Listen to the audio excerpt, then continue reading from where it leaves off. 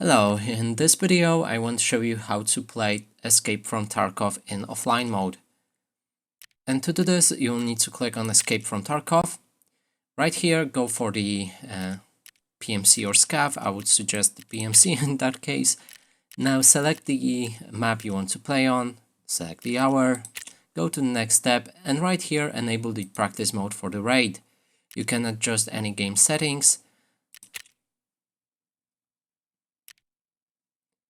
Also, I think that's it. But the most important one is PvE settings. So adjust the amount of AI, difficulty, enable or disable bosses, scav wars, or tagged and cursed.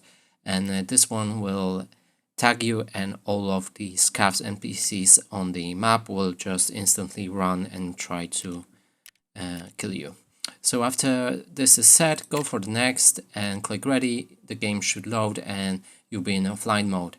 Keep in mind that all of the loot you will leave with will be not updated, so you won't get the actual loot. And also if you die, you won't lose the loot, so that's it. Thank you for watching. Please consider subscribing to our channel, leave a like and a comment below.